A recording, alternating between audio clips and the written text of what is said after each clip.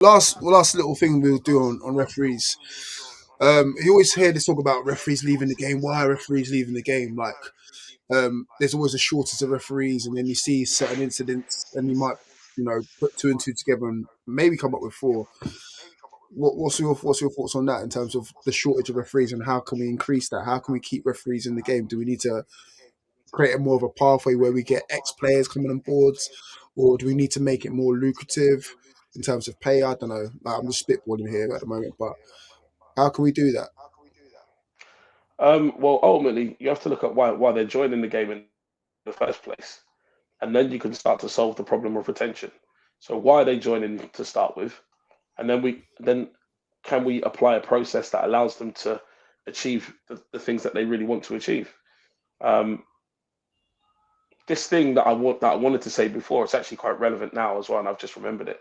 So it's as a society, and I guess it does boil down to respect as well. A lot of referees, and there are some good referees that get disrespected, more so because of other referees than themselves, if that makes sense. Because then people approach football matches with this one size fits all opinion of referees because they've had so many arseholes in the past, and they Mm. don't give the good people an opportunity.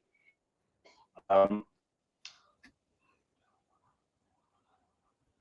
in society, when an organization or an authoritative figure tells you you must respect this thing, what do we do naturally?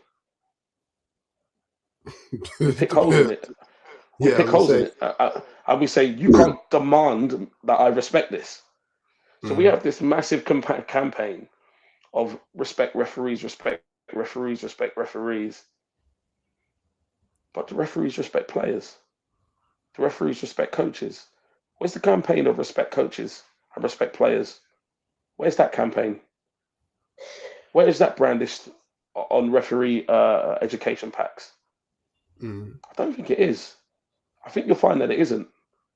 And that ultimately Yeah, is the but big problem. I mean, everything I get from the FA is respect, respect, respect. But the respect works both ways. If your referee's not respecting my players or my team, if we say anything, it's discipline. You get this is it. You're getting misconduct. You get what happens to referees? Because I let you know how bad he was on the Sunday afternoon when I texted you and said this referee was not up to his job.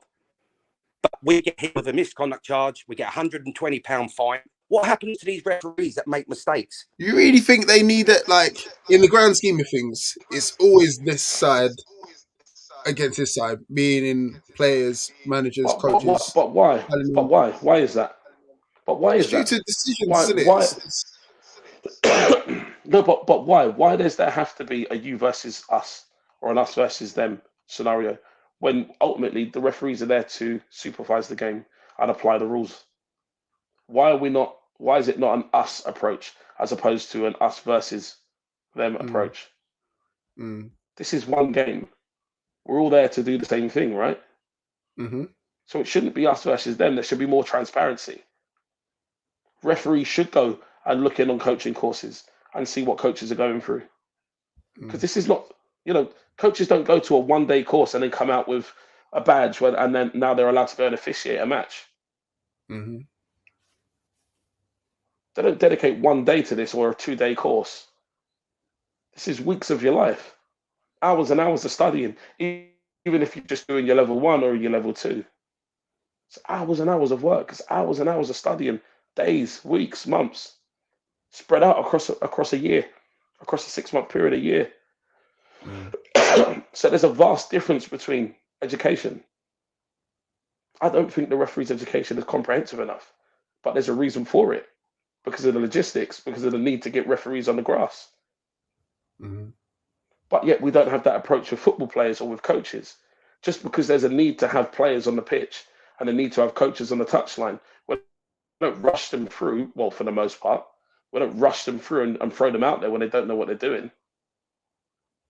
They get a tutor, they get guidance, they get in situ visits, they get all of these kinds of things. Now, I'm not saying referees don't get in situ visits, but what they get is somebody that turns up, yeah, he's here, he done a half decent job, yep, sign him off, no problem. But he already gets the privilege to be out there Yeah, after having only done 1 day in a classroom. I'm gonna bring in a scenario from Tabrice's podcast. So to bring everyone up to speed who's listening on this. It was a Vets Cup final. A 17-year-old ref was assigned to the game.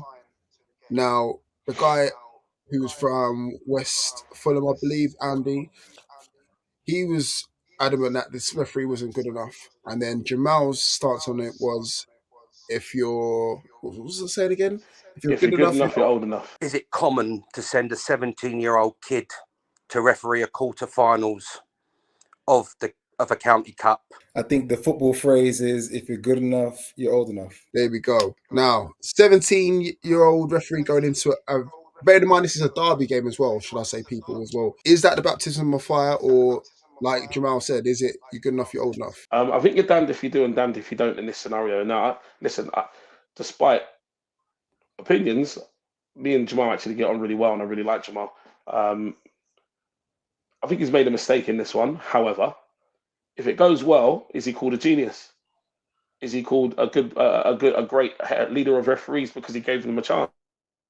Probably yes, and rightfully so. But it didn't. It went wrong, and now ultimately, the blame's going to fall on him. Why did you expose this child to a senior adult's environment? He's not even over the watershed age. So why are they allowed to be in that environment? He's not of age.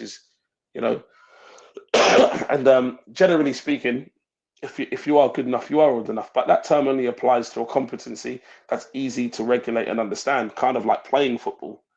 Whereas refereeing the game is a bit more objective. Sorry, subjective. It's a bit more subjective because there's so many individual opinions that kind of apply to it.